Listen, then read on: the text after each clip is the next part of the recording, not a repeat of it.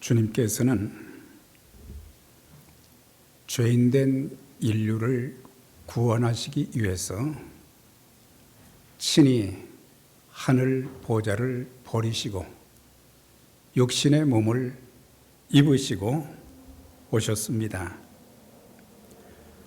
공생의 기간 동안 천국 복음을 전파하시고 말씀을 가르치시며 치유의 사역을 감당하셨고 극기하는 십자가에 못 박혀 돌아가심으로 구원의 길을 열어주셨습니다.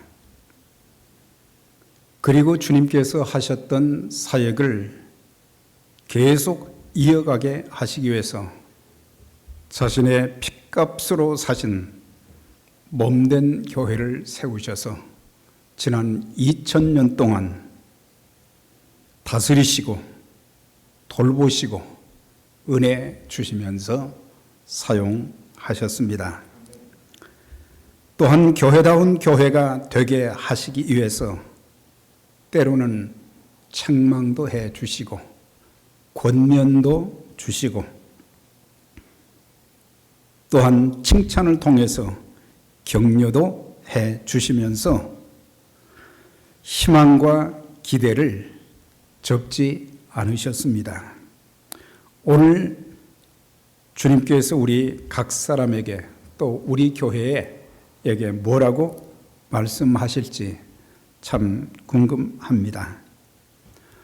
라오디게아 지역은, 이 도시는 교통의 중심지로, 금융의 중심지로, 의료 제조업의 중심지며 의술이 발달한 의술 중심의 도시로 경제적으로 아주 부유하여서 많은 사람들이 살고 싶어하는, 선호하는 도시 중에 하나였습니다.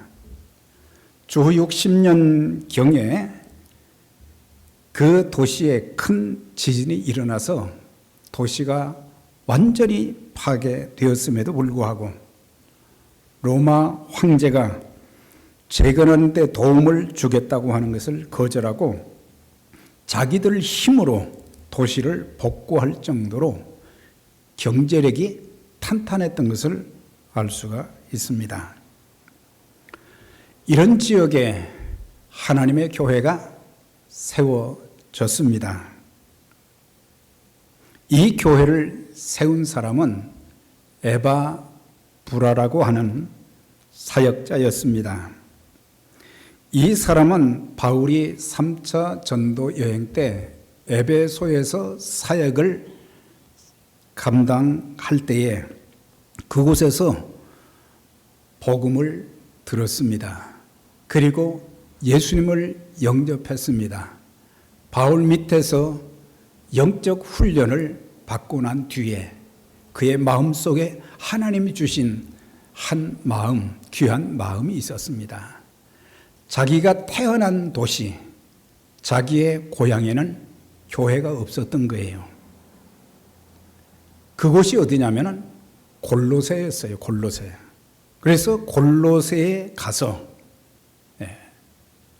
자기 고향에서 복음 전하고 목회를 한다는 그 자체가 쉬운 일은 아니지만은 사명감을 가지고 그곳에 가서 교회를 든든하게 잘 세웠습니다.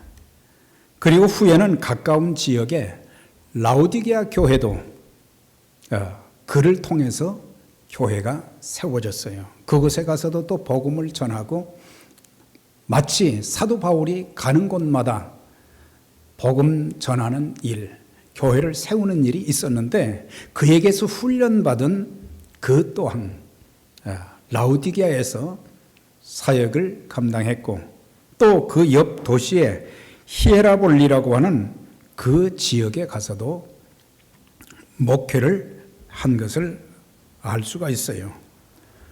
그래서 사도 바울은 골로새 교회에 보내는 편지를 통해서 에바브라를 이렇게 소개를 했습니다. 1장 7절에 이와 같이 우리와 함께 종된 사라는 에바브라에게 배웠노니 그는 너희를 위한 그리스도의 신실한 일꾼이요. 그에 대해서 평가할 때 신실한 하나님의 일꾼이었다. 골로새 4장 12절 이하에는 그리스도 예수의 종인 너희에게서 온 에바브라, 그가 항상 너희를 위하여 애써 기도하여 너희로 하나님 모든 뜻 가운데서 완전하고 확신 있게 서기를 구하나니 그가 너희와 라우디게아에 있는 자들과 히에라볼리에 있는 자들을 위하여 많이 수고하는 것을 증언하노라. 사도 바울의 이 내용을 통해서 그가 골로새, 그 다음에 또 라우디게아, 히에라볼리 그 지역에서 복음을 전하며 교회를 세웠던 신실한 일꾼이다. 그래서 정리를 하게 되면 그는 신실한 그리스도의 종이었다고 하는 인정을 받았습니다. 하나님의 자녀들의 기본 덕목이 뭐냐면 믿음은 신앙이지만 신실한 것은 기본 덕목입니다.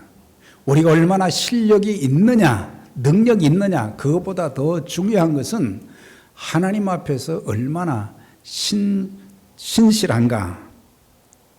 그것이 하나님께 인정받는 길인데 에바브라는 신실했다 그랬어요. 우리가 하나님 앞에도 신실하고 사람들 앞에서도 신실하고 내 자신 앞에서도 신실하고 하나님께서 내게 맡겨주신 모든 일에도 신실한 자들이 될 때에 주님의 인정을 받을 수 있게 됩니다. 또한 그에 대해서 성도를 바로 가르치는 참 목자였다 그랬어요.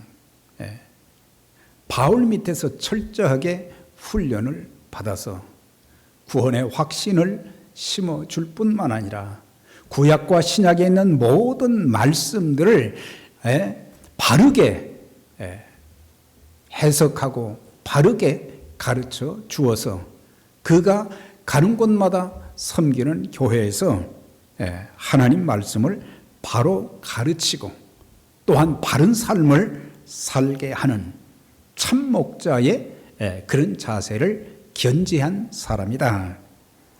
또한 성도들을 위해서 항상 애써 기도했다 그랬어요. 말씀 전하는 것으로 끝나지 않고 그 영혼들이 성령에 사로잡혀서 하나님 말씀에 사로잡혀서 하나님께서 주신 하나님의 뜻을 이루는 그 일을 위해서 또한 여러 가지 핍박과 시련과 모든 삶의 어려움 앞에서 넘어지지 아니하고 실족하지 않고 포기하지 않고 실망하지 않고 하나님의 귀한 일꾼으로 쓰임 받기를 원해서 성도들을 위해서 그렇게 애써 기도했는데 항상 기도했다. 교회를 위해서 많이 수고했던 충성된 종이었음을 알 수가 있어요. 많이 수고를 했다 그랬어요. 하나님의 교회를 섬기는 일이 간단한 것 같지만 그렇게 간단하지 않습니다.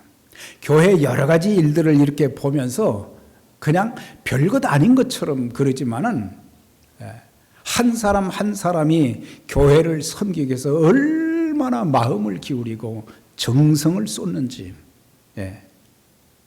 그래서 작은 것 하나나 큰 것 하나 전부 세심하게 또 여러 사람들의 그 의견을 받아들이고 존중하면서 때로는 좋지 않은 소리가 들려도 그렇게 수고하는 그 사람이 바로 에바브라였다고 말해주고 있어요. 사실 이 초대교회 당시에 대부분의 모든 교회가 혹독한 핍박을 받았어요. 우리가 그동안 6교회를 이제 상고했어요. 6교회 보면 전부 나름대로 핍박이 있었어요. 황제 숭배 아니면 이방신을 숭배하고 숭배하지 않을 때에 불이익을 당하고 심지어 순교까지 당하는 그런 열악한 상황들이 있었는데, 특별히 이 라오디게아 교회는 핍박이라는 것을 찾아볼 수가 없었어요. 또 라오디게아 교회는 분쟁도 없었다는 거예요. 교회 안에 성도들끼리 또 뭐 거짓 선지자들이 들어와서, 사도들이 들어와서 막 교회를 어지럽게 하고 그렇게 싸우는 그런 분쟁도 전혀 없었다고 했습니다. 이단의 침투도 없었고 도덕적인 타락도 없었다고 해요. 이렇게 경제력이 참 충분한 그 도시에서, 또한 그 교회에 참 모든 구성원들이 경제적으로나 지식적으로나 모든 면에서 괜찮은데, 이런 정도 되면 교회가 잘 세워져야 되잖아요. 그런데 주님께서는 이 교회에 대해서 한 가지도 칭찬을 하신 대목이 없어요. 마음껏 신앙생활할 수 있지요. 마음껏 재정도 있으니까 선교도 할 수 있고 구제도 할 수 있고 하나님의 많은 일도 할 수가 있을 것이고, 그들의 생활이 안정돼서 걱정할 일도 없고, 그런데도 불구하고 이 교회는 일을 안 한 정도가 아니라 그들의 믿음조차도 믿는 것인지 믿지 않는 것인지 구분이 가지 않을 정도로 미지근한 신앙을 가졌다고 하면서, 그래도 다른 교회는, 서머나 빌라델비아 교회는 말이죠, 칭찬만 있었고 그 외에 또 내 교회는 책망도 받았지만 칭찬할 것도 있었어요. 그런데 라오디게아 교회는 칭찬할 내용이 하나도 없었다고 하는 것입니다. 저와 여러분들이 기왕 예수 믿었으면 하나님의 말씀대로 신앙생활하고 성령의 충만함을 통해서 하나님의 영광스러운 복음의 사역에 귀하게 쓰임받게 될 때에 우리를 통해서 영혼들이 구원받고 우리를 통해서 하나님의 교회가 든든하게 세워지고 하나님이 하시고자 하는 그 귀한 일들을 더 많이 감당하게 될 때에 주님께서 감격하시고 감동하시면서 칭찬해 주시지 않겠어요? 그런데 모든 조건이 다 갖춰져 있는데도 불구하고 칭찬받지 못했다.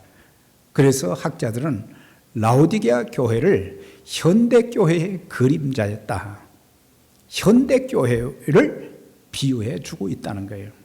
이 마지막 시대가 되면은 또 우리가 사는 미국에서 신앙생활하는데 장애되는 것이 없단 말이죠. 핍박이 있는 것도 아니고, 다른 나라보다는 더 그래도 먹고 살 수 있고, 어려움은 있지만, 물론 팬데믹 때문에 여러 가지 어려움이 있기는 있지만은, 다른 나라에 비하면은 우리는 감사할 것이 너무 많잖아요. 그럼에도 불구하고 우리는 감사하지 못할 뿐만 아니라 또한 참 믿음을 견지하지 못하고, 그래서 주님께서 말세가 되면은 참 믿음을 가진 자를 내가 보겠느냐, 그렇게 말씀하셨어요. 참 믿음을 가진 사람들이, 문의는 그리스도인이지만은, 그런데 참 믿음을 가진 사람들, 그리고 순교를 각오하면서 땀을 흘려가면서 하나님의 열심으로 하나님을 섬기고 영혼을 섬기고 교회를 섬기는 그런 모습들이 결여되어 있고, 심지어는 관심조차 두지 않는다고 하는 것. 저와 여러분들은 주님께 칭찬받는 하나님의 사람들이 되시기를 바랍니다. 이제 14절의 말씀을 계속해서 보면, 아멘이시요 충성되고 참된 증인이시요 하나님의 창조의 근본이신 이가 이르시되 내가 내 행위를 안다. 여기서 주님이 어떤 모습으로 나타나셨는가? 이미 앞서서 상고한 6교회에도 주님께서는 다양한 모습으로 나타나셨는데, 오늘 3장 14절에서는 네 가지 모습으로 나타나셨어요. 그게 아멘이시오. 주님은 아멘이시다. 우리가 믿는 하나님은 진실한 분, 아멘의 하나님이십니다. 이사야 65장 16절 거기를 마크해 놓으시고 한번 읽어보세요. 이러므로 땅에서 자기를 위하여 복을 구하는 자는 진리의 하나님을 향해 구할 것이요 땅에서 맹세하는 자는 진리의 하나님으로 맹세하리니. 맹세한다든지 또 복을 구할 때에 진리의 하나님께 하라고 하는 그 말씀인데, 여기서 진리의 하나님은 이 이사야서는 히브리어로 되어 있지요. 그런데 그 히브리어에 이렇게 자세히 살펴보면 거기는 아멘의 하나님이다 그렇게 되어 있어요. 아멘의 하나님. 그래서 진실과 아멘은 서로 연결되어 있다는 것을 알 수가 있어요. 또한 계시록 3장 14절에서도 보면 주님께서 친히 아멘이시라고 하신 것은 예수님 자신이 진실하신 분이심을 직접 표현한 거예요. 그러니까 구약에서 진실하다는 말을 아멘으로 그렇게 또 번역을 해놨어요. 또한 신구약 성경에 보면은 아멘이라는 단어가 참 많이 나오는데 요한복음에서 주님의 설교에는 아멘이라고 하는 그런 부사가 25번이나 나와요. 거기에는 영어로는 truly 그랬어요. 진실로. 그런데 헬라어 원문에는 아멘 그렇게 되어 있어요. 그래서 그만큼 우리 하나님이, 우리 주님이 진실된 분이실 뿐만 아니라 아멘의 하나님, 아멘의 주님이 되신다. 우리가 하나님 앞에 기도하고 난 뒤에 맨 마지막에 마무리할 때 이 모든 기도가 응답되어지고 연락되기를 바라서 우리는 예수님 이름으로 기도드립니다. 그랬잖아요. 예수님 이름으로 기도합니다 하고 나서는 그것으로 끝나는 게 아니죠. 모든 성도들이 아멘 합니다. 대피 기도를 하셨거나 아니면은 다른 기도를 하고 난 뒤에 여러분들이 기도하고 나서 예수님 이름으로 기도합니다. 그게 들어가야 될 뿐만 아니라 아멘이 들어가야 돼요. 아멘. 그래서 세상 모든 그리스도인들은 언어는 다르지만 같은 발음으로 아멘을 합니다. 히브리어에도 아멘이라고 되어 있어요. 헬라어에도 신약 성경을 쓴 헬라어에도 아멘이라고 되어 있어요. 또한 헬라에서 번역한 성경이 라틴어 성경인데 거기에도 아멘, 영어 성경도 아멘, 우리 한국 사람들도 끝나고 나서 아멘, 이 똑같은 만국 통용어가 되어진 것이 아멘이에요. 물론 할렐루야도 있지만은 그래서 그만큼 우리가 아멘의 하나님, 아멘의 주님을 믿는 우리들은 진실해야 되고 그리고 하나님의 말씀이 우리의 기도가 그대로 연락되어져서 하나님 앞에 쓰임받는 삶이 되도록 해야 되는 겁니다. 고린도후서 1장 20절입니다. 하나님의 약속은 얼마든지 그리스도 예수 안에서 예가 되나니 그러므로 우리가 아멘하여 하나님께 영광을 돌리느니라. 아멘할 때 하나님이 영광을 받으신다.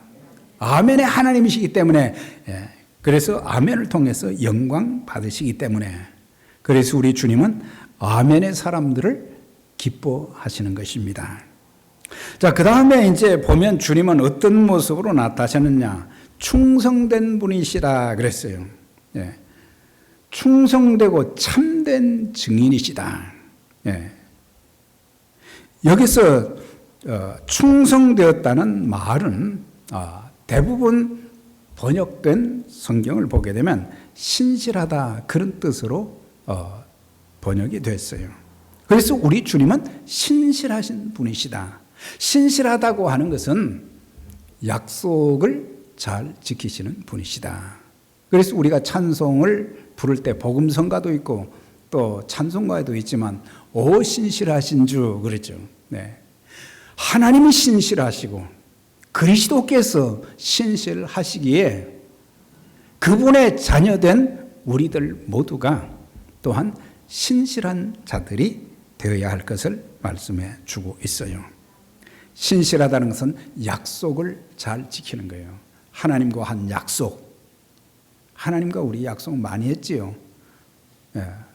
기도할 때도 그랬고 또 무슨 직분을 받을 때도 약속을 찰떡같이 했잖아요. 예. 눈물을 흘려가면서 약속을 했어요. 네. 우리의 일상생활 속에서 위기를 만났을 때도 하나님과 약속하잖아요. 한나와 같이, 야곱과 같이, 입다와 같이 전부 약속하는 거예요. 그래서 우리 주님께서는 구약의 예언들, 곧 동정녀 탄생, 십자가의 죽으심과 부활의 성취자가 되셨고 이제 모든 하나님의 말씀, 하나님의 약속을 이루어 드리는 그분이 바로 예수님이신데 이제 남은 게 하나 있어요. 그분의 재림. 이 땅에 머지않아 주님은 그날이 오늘일지 내일일지 언제일지 알 수 없지만 한 가지 분명한 것은 우리 주님은 이 땅에 다시 오십니다. 죄악된 세상을 심판하실 뿐만 아니라 또한 이미 예수 그리스도를 믿고 신실하게 하나님을 섬기는 하나님의 자녀들을 영접하러 오셔서 공중 혼인잔치에 참여케 하시고 그리고 영원한 하나님 나라에서 주와 더불어 살 수 있는 그런 은혜를 주시기 위해서 그분은 오십니다. 곧 오시는 거예요. 곧 오시는 거예요. 네. 그 약속도 반드시 성취될 것입니다.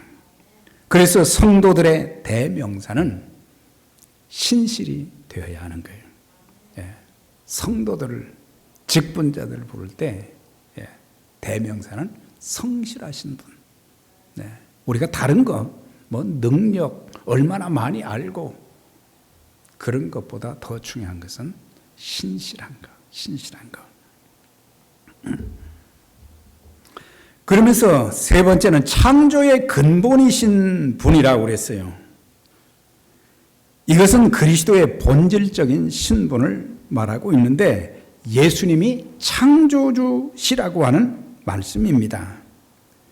이미 우리가 6 교회를 살펴보았지만 그 중에 한 교회에게는 나는 알파와 오메가라. 처음과 나중이라. 이 처음은 뭐예요? 창조의 시작. 그래서 요한복음 1장 1절 이하에 태초에 말씀이 계시니라. 이 말씀이 하나님과 함께 계셨으니 이 말씀이 곧 하나님이시라. 그가 태초에 하나님과 함께 계셨고 만물이 그로 말미암아 지은 바 되었으니 지은 것이 하나도 그가 없이는 된 것이 없느니라. 이걸 통해서 보면은 주님은 하나님과 함께 계신 성삼위 하나님 중에 성자 하나님이시라는 것을 우리가 알 수 있고 창조주시라는 것을 알 수가 있어요. 창조의 근본이신 이걸 바로 알면 우리의 신앙은 바로 세워지지만은 이것을 인정하지 못할 때에 우리는 참된 신앙을 가질 수가 없어요. 그 다음에는 내가 내 행위를 아노니 그랬어요. 이제 라오디게아 교회의 모든 성도들, 그들의 교회 안에의 사정뿐만 아니라 그들의 마음속에, 그들의 생각과 그들의 마음속에 어떤 것이 있는지를 다 아시는 분이시다. 그 교회 성도들이 어떻게 살아가고 있는지, 이 땅이 전부인 것처럼 살아가는 그런 사람들을 다 알고 계신단 말이죠. 어떤 사람들은 하늘의 소망을 바라보고 사는 사람들이 있고, 어떤 사람들은 이 세상이 삶의 전부인 것처럼 생각하고 살아가는 그런 사람들이 있는데, 저와 여러분들은 어떤 사람들입니까? 하늘나라를 바라보면서 사는 자들, 하나님을 바라보며 사는 자들.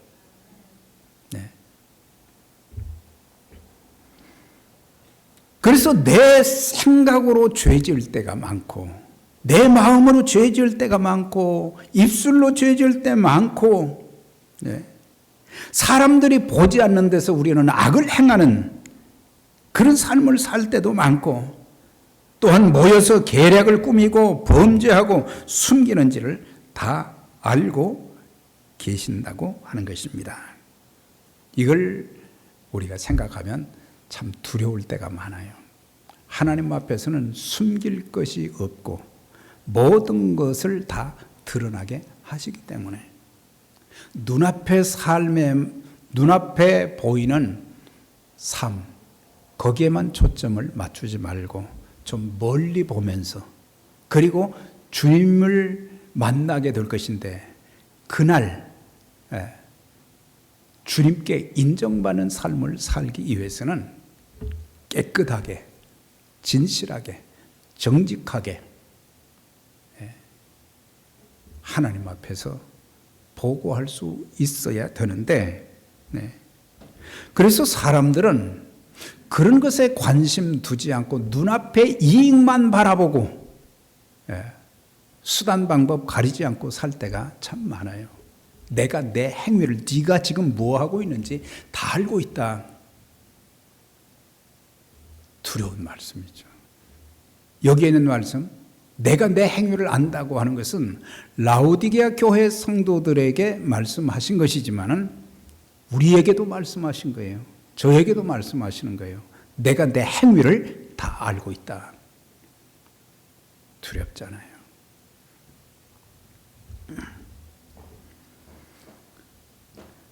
내가 지은 죄를 숨기거나 죄를 짓지 않았다고 우리는 속여서 말하면 안 되는 거예요. 시편 32편 5절에 주께 내 죄를 아뢰고 내 죄악을 숨기지 아니하였더니 주께서 내 죄악을 사하셨나이다 그랬어요. 죄악을 숨기지 않으면, 그러니까 하나님 앞에 내어놓고 회개하면 하나님은 우리를 불쌍히 여기신다.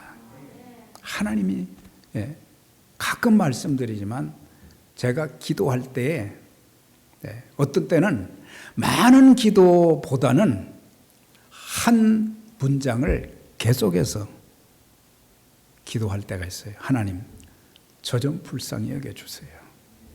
하나님이 불쌍히 여기시면 다 해결됩니다. 그걸 알아야 돼요. 하나님이 전능하신 분이, 모든 것을 소유하신 하나님이 나를 불쌍히 여기시면 다 해결되는데, 우리는 나 좀 불쌍히 여겨달라는 말을 사람들한테 가서는 부끄러운 줄 모르고 말하지만 하나님 앞에 그러지 못할 때가 참 많잖아요. 하나님, 저 좀 불쌍히 여겨주세요. 제가 여러 가지 힘든 그런 과정을 겪을 때마다 동일한 내용이에요.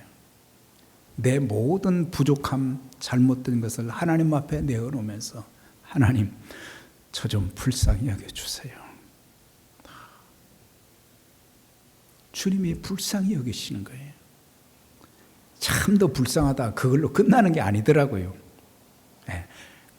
구렁텅이에 빠져 있으면 끄집어내 주시더라고. 길이 없으면 길을 열어 주시더라고요. 필요한 것도 마찬가지로 주시기도 하시고. 잠언 28장 13절에 자기의 죄를 숨기는 자는 형통하지 못하나 죄를 자복하고 버리는 자는 불쌍히 여김을 받으리라. 그래서 죄를 숨기는 그 자체가 형통하지 못한 사람이라고 하는 거예요. 그래서 우리는 하나님이 우리 모든 패부를 다 알고 계신데 속에 뭐가 있는지, 하나님 말씀은 살았고 운동력이 있어 좌우에 날선 어떤 검보다 예리하여 혼과 영과 관절과 골수를 찔러 쪼개기까지 하며 마음을 감찰한다. 이것은 우리 안에, 심지어 뼈 안에 또 뭐가 있는지 아시는 것처럼 우리의 속에 뭐가 지금 숨겨져 있는지를 다 알고 계신다고 하는 거예요. 이걸 알면 우리는 진실하게 되고 정직하고 바르게 하게 되고 하나님의 말씀대로 순종하게 되는 것입니다. 자, 그런데 이 교회에 책망받을 수밖에 없었던 두 가지 원인이 있어요. 한 가지만 말씀드리고 마치려고 합니다. 여기 보면은 내가 차지도 아니하고 뜨겁지도 아니하도다. 내가 차든지 뜨겁든지 하기를 원하노라. 여기서 첫째는 왜 책망을 받았냐? 덥지도 차지도 않았다고 하는 거예요. 그러니까 믿는 건지 안 믿는 건지, 차라리 안 믿는 것, 안 믿는다, 또 잘 믿는다, 그렇게 돼야 하는데 미지근하다 그랬어요. 당시 라오디게아 지역은 물 사정이 좋지 못했다고 해요. 그래서 지도를 보면은 이 골로새와 히에라볼리가 라오디게아 위쪽에 있어요. 그런데 히에라볼리는 온천 지역이라 거기서 물이 흘러내려오는데 따뜻한 물이, 뜨거운 물이 내려오는 거예요. 그런데 골로새에서는, 그 지역에서는 위에 있는 지역인데 거기서는 찬물이 내려온다는 거예요. 이것이 한 10km 정도 이렇게 쭉 따로따로 오다가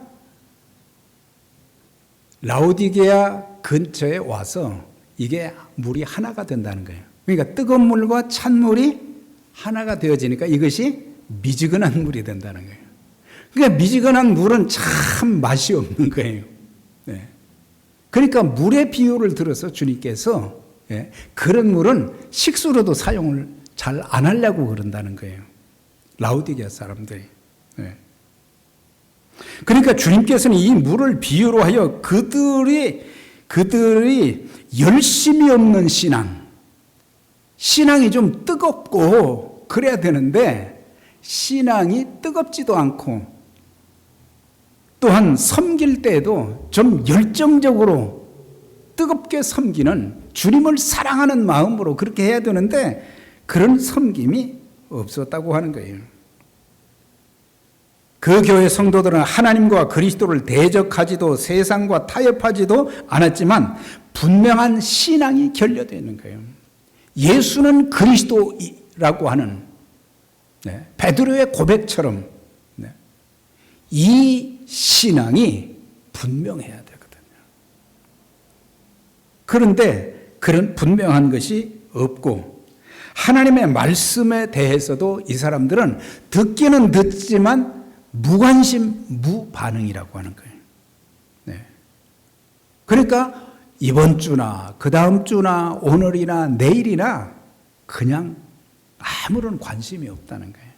그냥 빨리 1시간 끝나면 예배 드린 것으로 그냥 만족한다는 거예요. 네. 내가 차지도 아니하고 더웁지도 아니하도다. 내가 차든지 더웁든지 하기를 원하노라. 그래서 뜨거운 물은 신앙적인 열심, 찬물은 불신 상태, 미지근한 물은 그리스도에 대한 무관심, 말씀에 대한 무관심, 영혼에 대한 무관심, 게으름, 이것이 미지근한 물로 영적으로 해석을 할 때 그렇다고 하는 거예요. 그러니까 라오디게아 교회 성도들은 교회에 출석은 하지만 예수를 믿지 않는 자들도 있었고, 네. 처음에 믿었던 순수한 열심이 다 식어버린 사람들. 네.